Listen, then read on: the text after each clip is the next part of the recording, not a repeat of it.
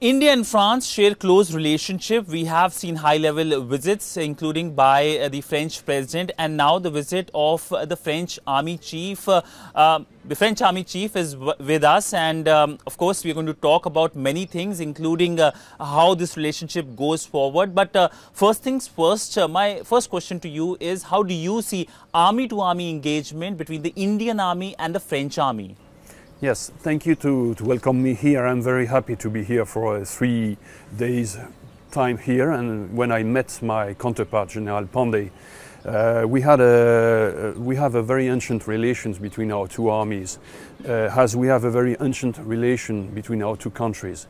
You mentioned the great honor of the welcoming of President Macron here for the Republic Day, and marching French unit in the opening of the parade this day, and this is a sign of this of those 25 years of strategic relationship between our two countries. So as there is a relation at the strategic level, there is a way to feed this relation at the army level. So the armed forces and the relation between the two navy or air forces are well known, but there is also a very important relation between our two armies. What were the key focus areas when you held conversation with your Indian counterpart here in Delhi?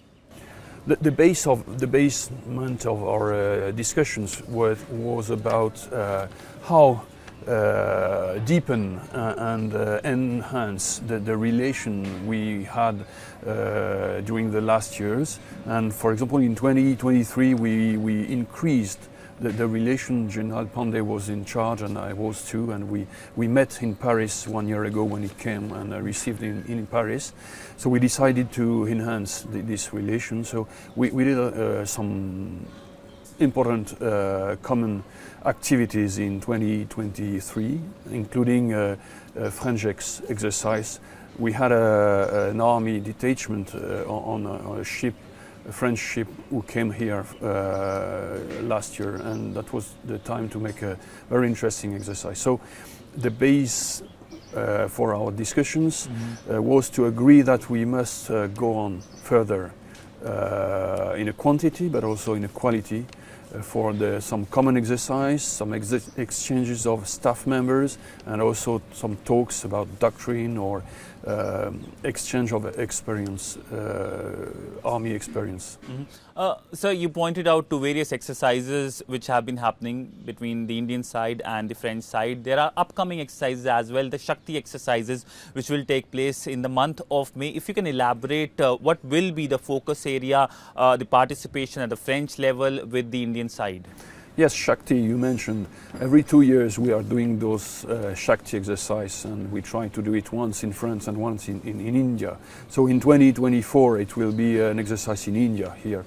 The place is at the moment still discussed, but what I know is that we will have about 100 of French soldiers, and who will come and make a common exercise with the army, but also with some participation of Air Force.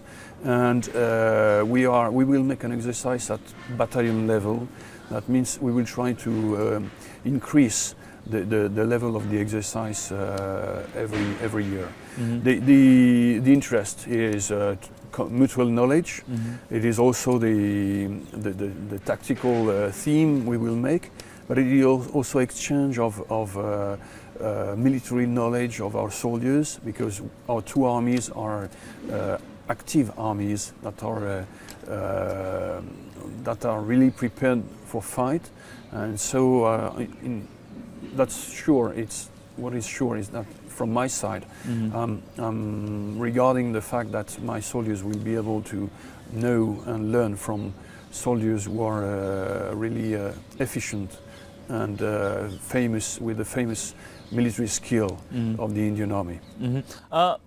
We saw the French contingent at the Republic Day parade, which was symbolic of the India-French relationship. We also saw the Indian contingent at the Bastille Day parade as well, symbolic of the relationship. How do you see the participation of these contingents, the French contingent marching on Republic Day, which was a visual seen across the world and tweeted by the French president as well.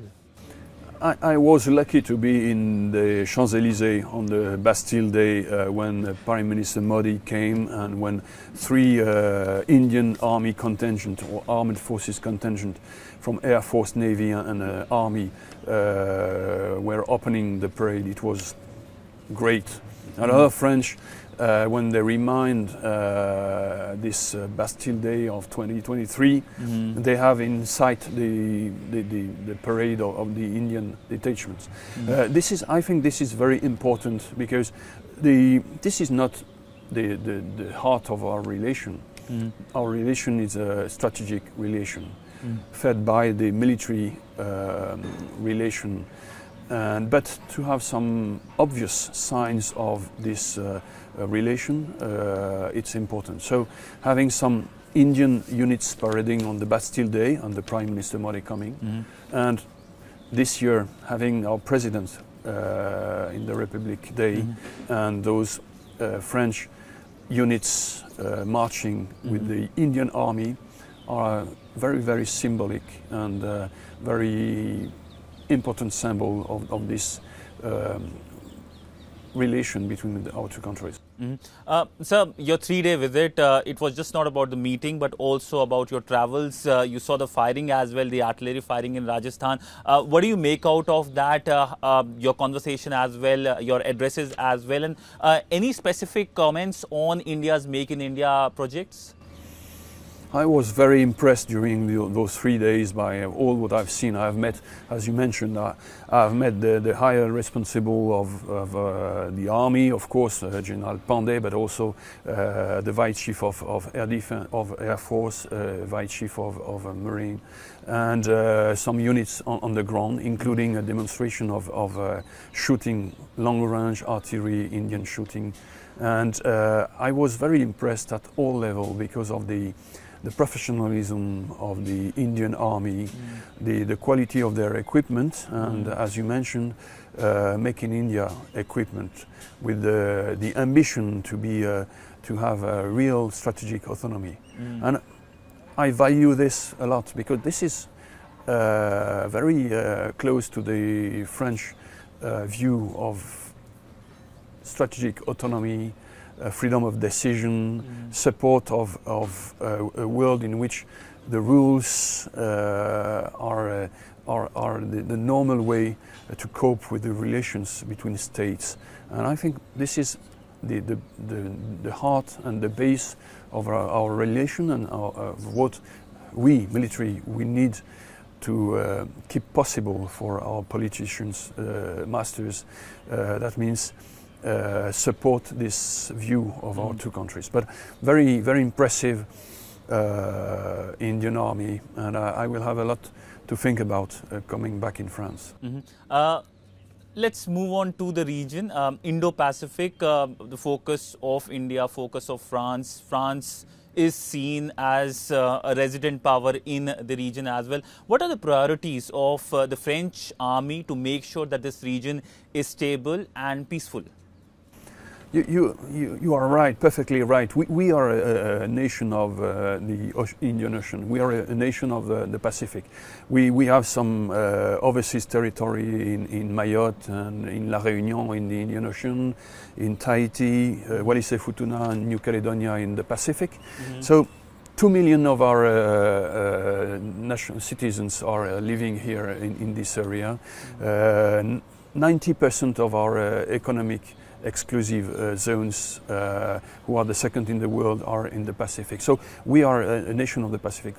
Our first aim, when it comes to the role of the army, is the sovereignty of those territories. So we have we have nearly 7,000 soldiers deployed on those territories. So being deployed here and in this region is part of the mission of my army.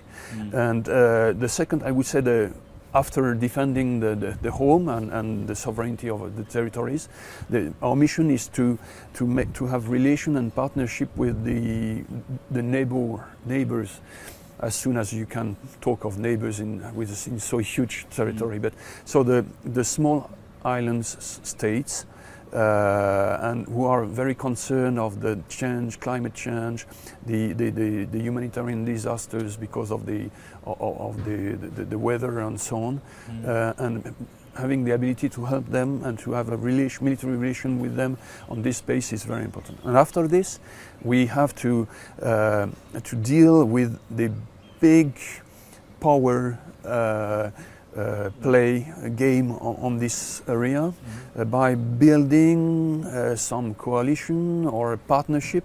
And of course, India is the biggest partner in the area when it comes to this point. Even if we also have some partnership with Indonesia, with Australia, New Zealand, the United States, and so on. And what is the aim? The aim is to avoid that the increasing of power game in this area could go to a war. That means the way is to work on about freedom of movement, about sovereignty, about multilateral discussions and agreement and cooperation in a large scale of multilateral organizations of the area. This is the political and diplomatic game, but the army are here to support this movement. You're also a resident Indian Ocean power, not just the Indo Pacific. How do you see the situation in the Indian Ocean, where India is seen one of the central forces, but you also, as you pointed out, see India as a partner in the Indian Ocean. So your view about the Indian Ocean? Yes, my view about Indian Ocean is that this is, of course, a very important part of the world, and this is a place where we must take care of the security questions. If we look at the conflicts, perhaps we can focus a lot in Europe because of the war in Ukraine. Perhaps we can focus a lot in the Middle East because of the war in Gaza. Perhaps we can focus a lot in the Pacific because of the increasing power of China and what it goes to.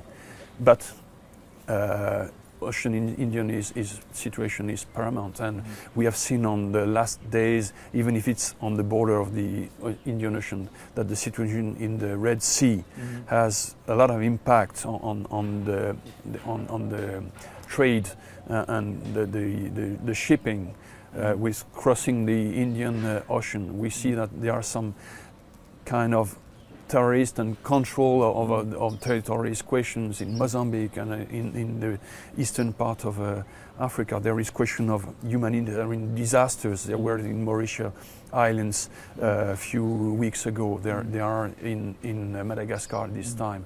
There is a question of the Gulf and opposition between Iran and some other countries in the surroundings. So this is the neighboring of India, so it's very important for India. But as we are a nation of this ocean, we are interested in this area too. And the big idea for France is to be a balanced power. That means to give the ability to have autonomy of action, but also to be able to help by bilateral and multilateral relations at diplomatic but also military level to cope with those rising conflicts in order to avoid that they rise to fights or war. I want to come to Europe because that is something that is on top of the mind of the world, but there are issues in Asia as well. Let me start with the Asia part. We are here in Delhi. The biggest worry is China, and increasingly aggressive China. We have seen the Galwan incident with Chinese aggressive actions in India's northern borders. What's your assessment like about a very aggressive China and perhaps conversation with India on that? China is a very strong power, and China has a clear agenda to use this power, by mixing the military weapon or the military ways, diplomatic ways, economic ways, lawfare ways, and so on, in a way that is serving their interest. So this is creating conflictual situation in the area. So my opinion and the position of my country is to cope with those effects as soon as possible, rather than going in a way that could not be avoided toward a strike or war between blocs. So the logic of blocs must be avoided as far as it is possible. First, because a lot of states in the area, they don't want to choose or to officially choose between the powers here, and so we must help them to defend their sovereignty, the primacy of rules and law, rather than the use of strength, and in such way we can, I'm sure we can build a way in order to avoid that at the end it goes to a bloc against bloc, blocked situation. Do you see conflicts happening in Asia because of China's assertiveness, whether it's Taiwan, whether it's here in the Indian subcontinent? As I am in the army, I am sure that action can avoid the worst. So my job and what is needed to do, and I think India is in the same line, is to, by action, avoiding to go to the worst. And I'm sure that we can act. So there is no one way end. We can move. We can change the sense of the water going down, and I want, and my job is to make the fact that at the end there is no big fight. Now, going to Europe and Ukraine, it's been 2 years since the situation started. What are the lessons which have been learned from this situation? What's your assessment of the ongoing war in Ukraine? Yes, we are in February 24, so it has been 2 years since Russia attacked Ukraine and invaded it. And during those 2 years we have seen a high intensity war in the European soil. It is very important, it is my mission to look at the lessons learned. But we may be careful, because we are looking at a conflict that is ongoing, and we are looking at a conflict in which the information action and maneuver is paramount. So every side tries to show the reality on a way he wants to be seen. So be careful. And second point in which we must be careful is that it is to try to know what is for lessons learned for this conflict in this place at this moment, and that will be real for the future. But answering your question, I would say that the first lessons learned is the question of human resources, human strengths, the moral force, the will to fight. We see that how paramount it is that the soldiers, the units, have cohesion in order to have the will to fight, because of the aim, and they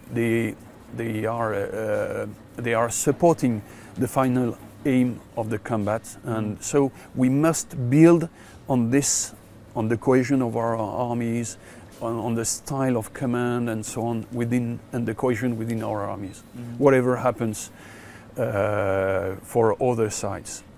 The other sides are the fact that there are new technologies, new way of fighting that appears. What may I learn? First, the transparency of the battlefield. We have more and more means to know where is the enemy. And so the battlefield is more and more transparent, and that will, we must take the means to have the transparency of the battlefields. That needs to have to have the ability to analyze the images, the drones, the satellites, the intelligence through cyber and so on. When you have the transparency of the battlefield, what is paramount is the ability to strike, the lethality in the deep. And what I've seen with those shelling artillery shootings of the Indian Army is just on this way. Means in order to shoot in a long range, in order to target in the deep. And the means needed to do this are paramount for the future. But when you have the transparency of the battlefield and the lethality, you must protect yourself. So this is my third point.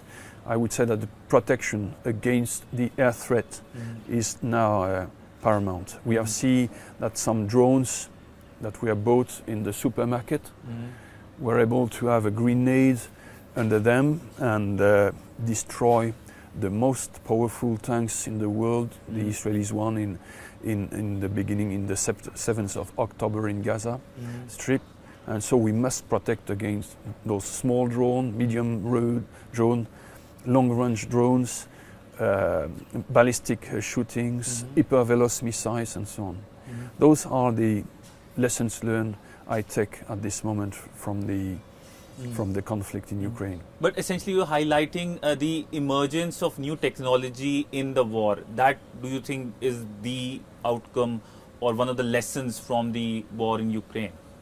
No, yes, I highlighted at the moment the changes and the new technologies, but my first point remains the fact that the moral forces is paramount. Why?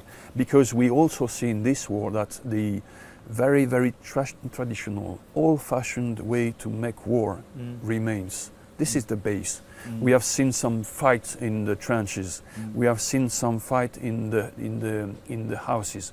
We have seen some shellings, and this is very traditional war means. And so the new technologies such as cyber, information operations, air and so assets are not taking away the more traditional way to make war, in which the courage and the ability of each soldier are remain very important. And this is also a point I've been very impressed during those 3 days with the Indian Army. This is the will to fight. The fact that the Indian soldiers, obviously they have the willing to defend their country and the interest of their country.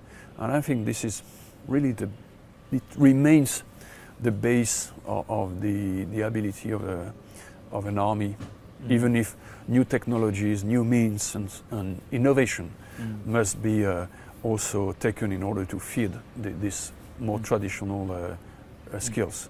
But how has the security dynamics changed for Europe since the war started?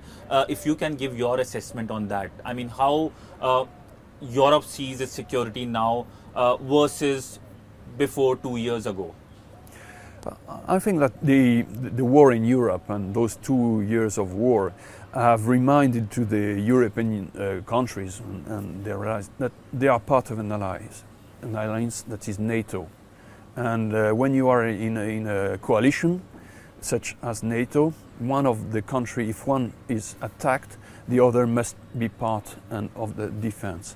And so even the country that we were far from Russia and a lot of countries who had wanted to make economy on the army topics and so on, have discovered that they perhaps will have no choice.